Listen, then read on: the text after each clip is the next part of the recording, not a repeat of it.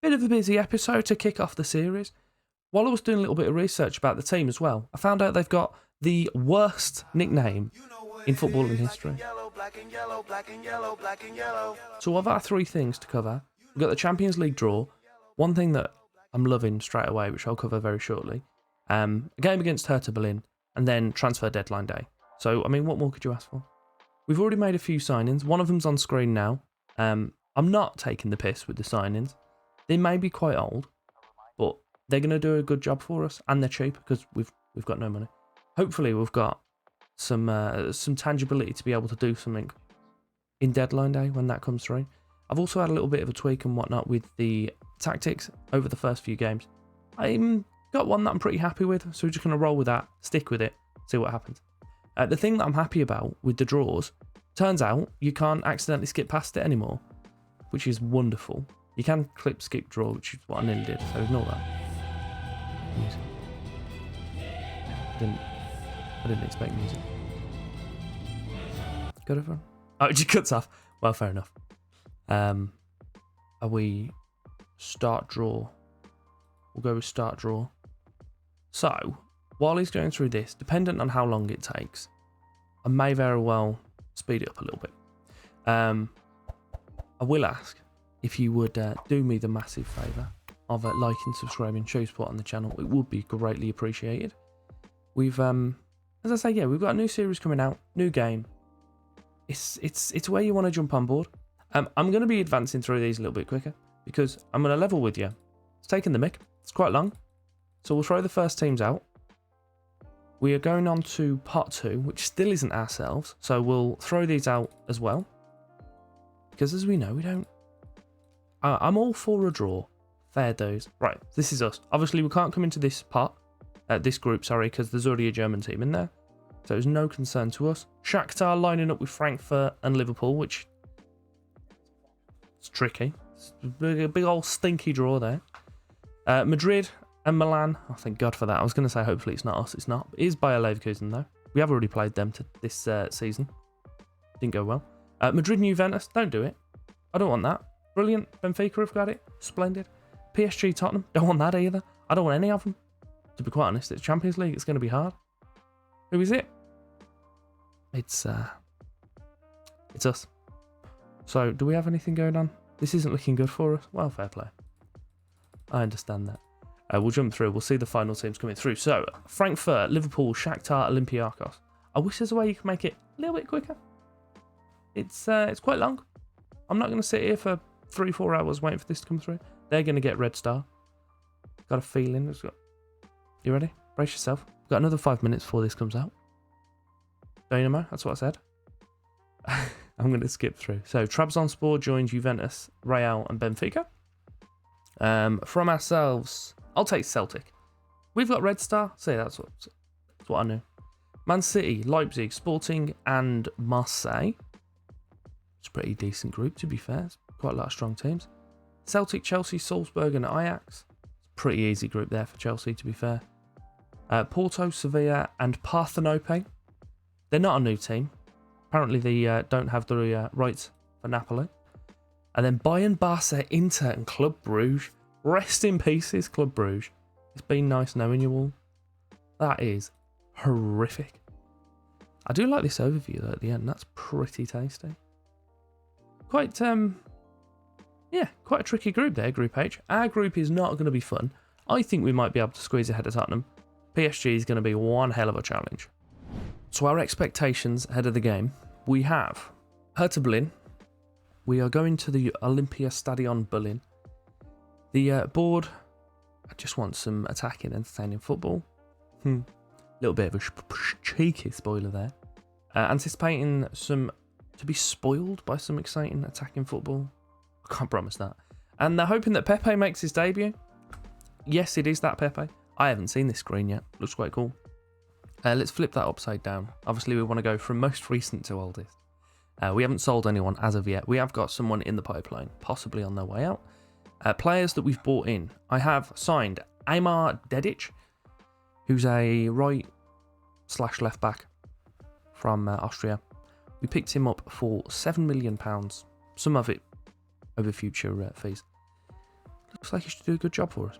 Even if he makes, what, 3.5 stars for this team, it's going to be a pretty decent player. So he's came in to give us a bit of cover at right back, because all the right backs are a little bit naff. There's loads of them, but they're all crap.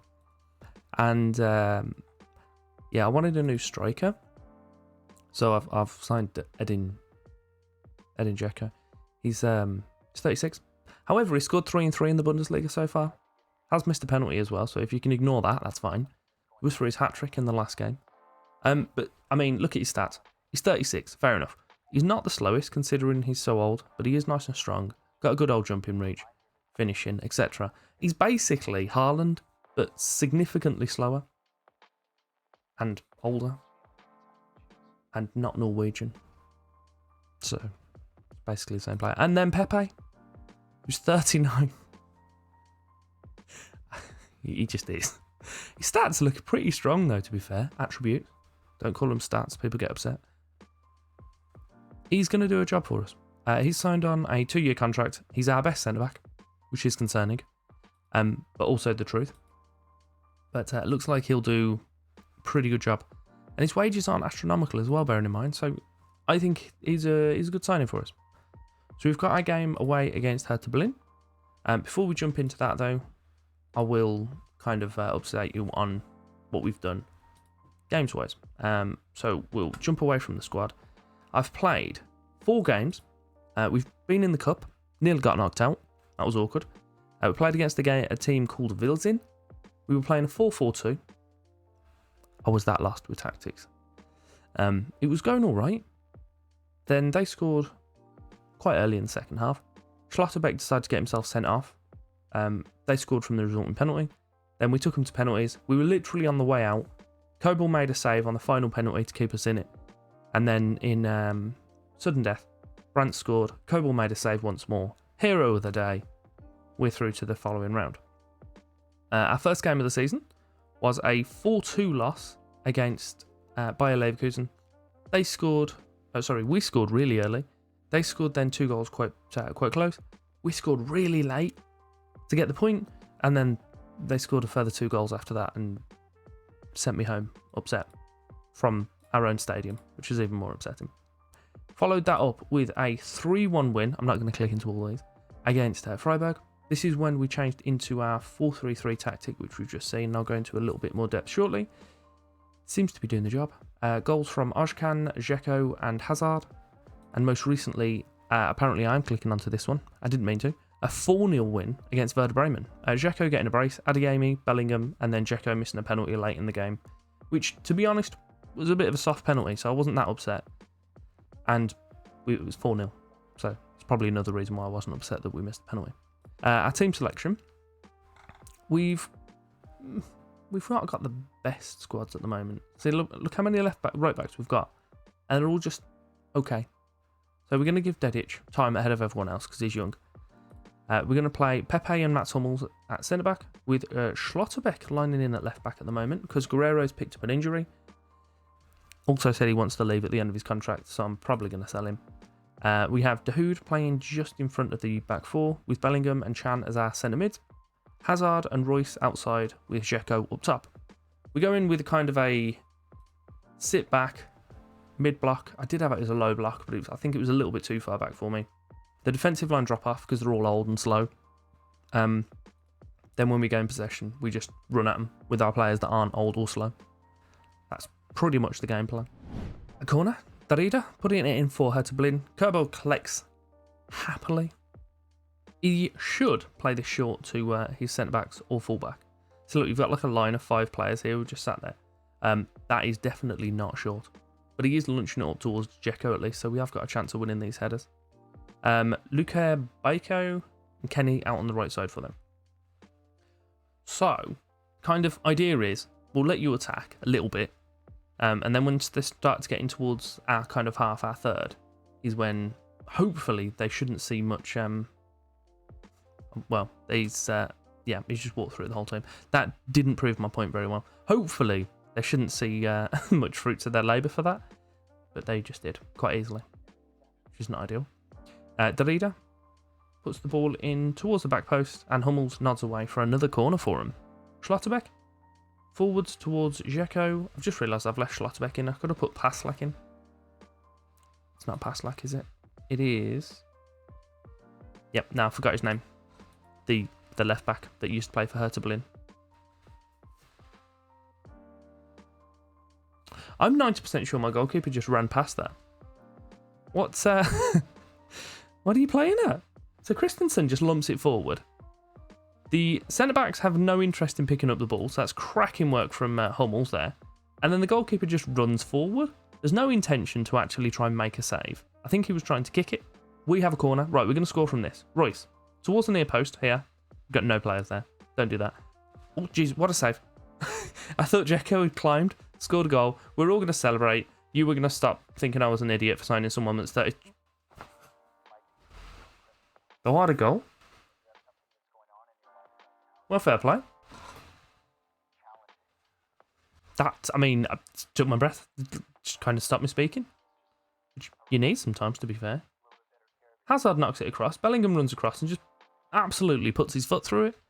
Fair play to the lad. He gets us back on even terms. The ball is put to Chidera on the back post. Dedic makes a good tackle. I was expecting the ref to get involved then. Puts it forwards towards Dzeko. We've got a guy out on the left. Hazard's picked it up on the right side. He's now not available. He's put Dzeko. Oh, Jesus. The headers and shots going just wide. The animations on that look much better this year. They did look a bit clunky last year. You kind of knew as soon as the ball was being put in that it was going to be headed wide. Not without fail, but you had a feeling. Pepe, look at him. Get in there with a tackle, lad. Kenny's on it. Knocks it forward. Dedic nods it forward again to his winger. It's a little bit clunky, this is. I want to make sure that when we have possession, we don't give it away. So wherever you pass it, just make sure it goes to someone in a yellow and black shirt. I'll also, yeah, like, I know I did a little bit at the start. The yellow and blacks. Like, why is that? I mean, it's not dissimilar from, like, teams being called blues and stuff. But the yellow and blacks is just not good, is it? It's just messy. Kerbal knocks it forward towards the Hood. We're just before half-time. If we can get another goal, that'd be wonderful. I'm not sure if this is going to be the Berlin of previous FMs, where they just have all the money in the world, and they're really insane after a few years. Hopefully not, though, because I don't want someone else trying to challenge for the title when we do. I completely didn't react that Dzeko's just scored a pretty nice goal. Schlotterbeck knocks it forward to him. He breaks the line at the age of 36, takes a touch, passes it in the corner. What an absolute lad. You were all laughing when you saw that I'd signed Dzeko. Oh my god. I think Schlotterbeck just kicked that into his own net. Die. He had the header, and I'm pretty sure he didn't touch the ball again after that. He's also not celebrating for some reason. He's stuck on the post. The whole team have ran away and celebrated without him, which is nice. So Dorida puts it at the back post. Dardai... Okay, no, he did pass it in. I'll let him off. So our centre-backs we're playing today have a combined age of 72, which isn't the best, but they're doing a decent job. Discounting the goals that we've conceded, but I'm not sure either of those were our centre-back's fault. Oh, wait, no. No, I've just remembered the first goal when Hummels just didn't move or respond to a ball that was put over. What is going on? He's definitely onside. Ref. Do not get involved. He's onside. You... Robert Hartman. Right, I know your name. I know where you live.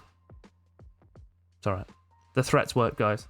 The good thing about this formation, though, to be fair, is because we sit back so far, when the teams do actually kind of go behind, generally, we're able to take advantage of that, because they're attacking us quite heavily, and we're just sitting there soaking it up, and then we'll hit them on the break. That's what the plan is. Gio Reyna gets his way into the area, puts it across. Bellingham, second of the game, 4-2. Get in the bin. Peter Pekaric has had an absolute mess there. I don't know if it is Peter Pekaric. I'm pretty sure it is. Reyna gets in the area. Bellingham's completely unmarked. And again, that left foot just absolute wand into the top corner. I will take that. No end. I'll join you now at the start of deadline day when everything is yellow. And let you know if we've been up to anything else in between. There is one player I've accepted a bid for, but whether he'll go or not is a different matter. Deadline day has arrived. We have already sold someone. I sold Mariusz Wolf to Fiorentina. relatively handy, can play all the way up that right side, but he wasn't necessarily an improvement on anyone, so what was the point in having him? And as a club, we've made about 9 million on him. Other sales I'm looking at, definitely not going to be making money on them. So if we can just pretend that that's fine, that'd be wonderful. We've only got 10 hours worth of deadline day. And I've got a few deals on the go, so brace yourself. Rafael Guerreiro looks like he's on his way out. 17.25 million over to Juventus. I have asked for a little bit more from other people. No one else seems to be asked, which is fair enough. We're going to look at replacing him with Marcos Acuna. They're a little bit older, but if we do a comparison between him and Guerreiro, they're not too far from one another. He's not as good attacking as Acuna, but he's a little bit better defensively.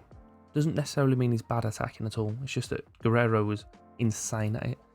But otherwise, we'll lose him on a free at the end of the season, and I don't want to do that. So we'll take some money. We'll get a really good cover in for less money and less wages as well. So bear in mind, Guerreiro's wages are 83, Acuna's are 50. Talking about replacing people for less wages, Emre Can, currently valued, okay, that's gone. It was between 21 and 29 million, I think. He's a good player, 140k, can play centre back for us, but we've bought in Pepe, so we don't need to worry about that part of it. And he's a centre mid, but a defensive one. So I'm letting him go to Bayern Munich. I said Dortmund. We are Dortmund for 13 million, and we're bringing in his replacement, also from Bayern Munich, for 11.25 million, which is in the shape of Marcel Sabitzer. He's on 165 grand over there, but he's happy to join us for 80 grand a week. So there's two swaps in positions to bring players that want to be here for less wages, and it hopefully will give us a little bit of money as well. And I'm also looking at bringing in Ander Barrenetxea. He was a 20-year-old Spanish kind of just everywhere player except centre mid and centre back. So he's going to do a brilliant job for us. His transfer is a questionable one for us. So we're giving him 6 million outright. Over the next 3 years, we're going to give him £9 million a year. After he reaches 50 appearances, he'll get 3 million. Well, they will, sorry. 20 internationals will get 3 million. And after 50 goals, they'll get another 5 million. So it's potentially £44 million. I've had to do the same with Sabitzer as well. No, I haven't. That's a lie. Straight up 11.25. I think it was Acuna that I did it with. Yeah, so 7.5 million up front, 9 million over the next few years. So his might rise to just less than Guerreiro, but still less right now, which is what we need, because the previous people spent all of the money on some pretty good players. We have given new contracts to Royce and Hummels. They've both dropped from like 165 to 135, and they're on 2-year deals now. So they're not going to be running out. They were due to expire at the end of the season. As we know, as I said, at the end of the season, we had 4 players expiring. We have got Dahoud.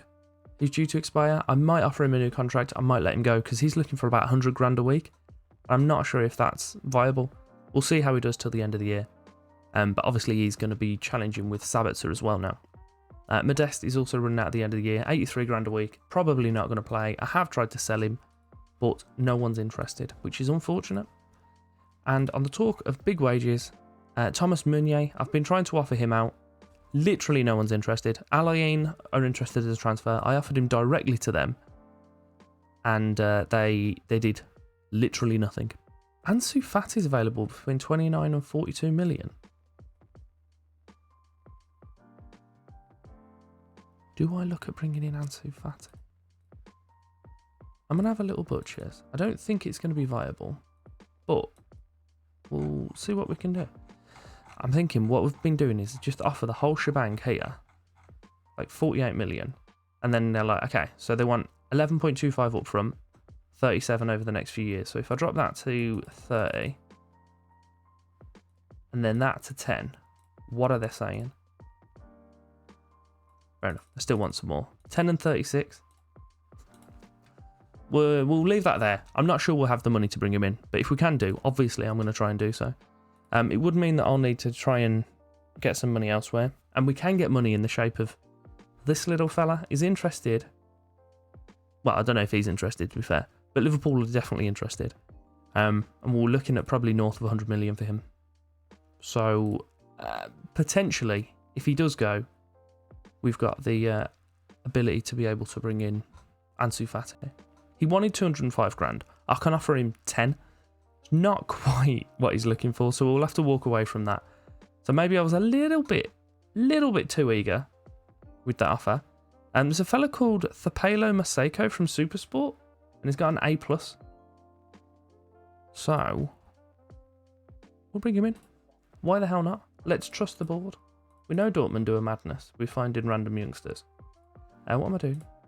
I don't want them to have a profit at the next sale because I'm mean like that. They want to arrange a friendly and they want 400 grand. You know what? I'll just accept it. I'm happy to take it. So we might bring in a little South. It's not quite Ansu Fati, but he does look decent. Guerrero's on his way to Juve. Beautiful. He has got a slight injury at the moment, as I said. And he's already told me he's not going to sign a new contract. So we've let him go. I don't think I had a chance to stall it. I didn't even wait. Probably should have done. We've lost 20% of the sale to L'Oreal, but Baranyecha, obviously I'm going to bring him in. Jonathan Tah, 13 to 20 million.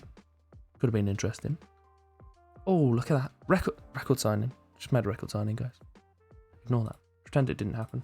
I'm accepting stuff left, right and centre here. I haven't even got players coming in yet. We've had a busy transfer window. You goddamn right we have. We sold, what's his face? Old Haaland. We've had to throw that money at teams somewhere, haven't we?